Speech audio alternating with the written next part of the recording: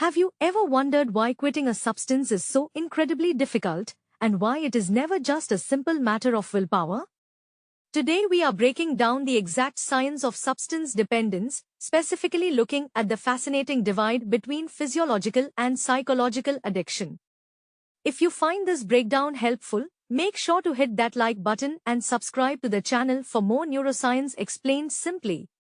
Clinically speaking, substance dependence is a severe form of substance use disorder where an individual essentially loses control over their drug use. For a long time, medical professionals divided this into two distinct categories, starting with physiological dependence, which is all about how the body reacts. You are looking at physical dependence when two specific things happen, which are tolerance and withdrawal. Tolerance means your body has adapted, so you either get a markedly diminished effect from your usual dose, or you need markedly increased amounts of the substance to get the same exact effect. Withdrawal is the severe physical crash that happens when the substance is suddenly removed.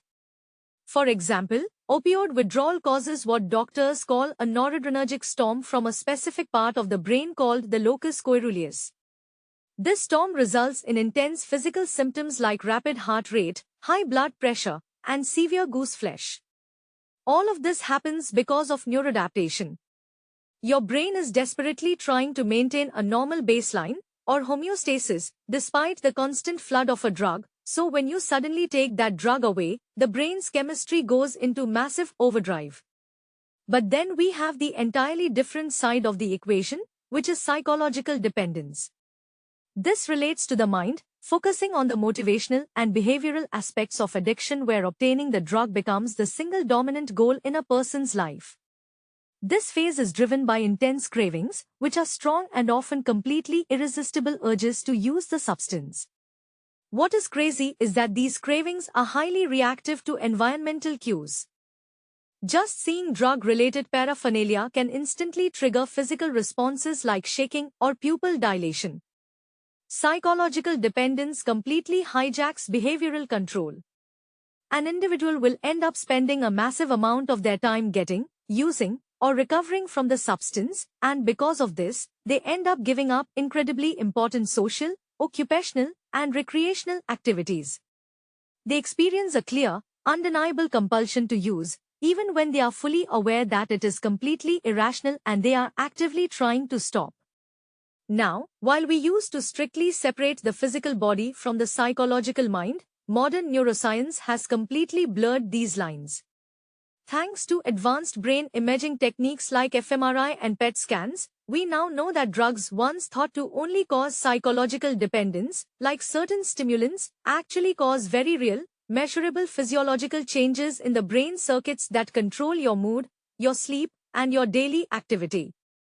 We also now understand that psychological withdrawal might actually be far more critical for long-term recovery than the initial physical detox.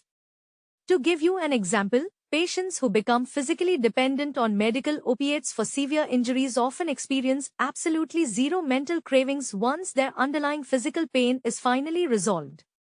This proves that the addictiveness potential of a drug relies heavily on a mix of positive reinforcement, which is chasing pleasure, and negative reinforcement, which is avoiding the pain of withdrawal.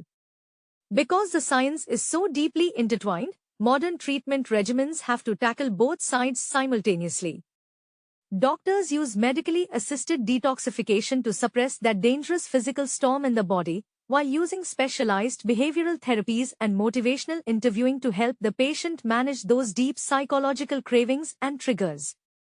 What do you think is the hardest part of breaking a severe habit, the physical withdrawal symptoms or the mental cravings?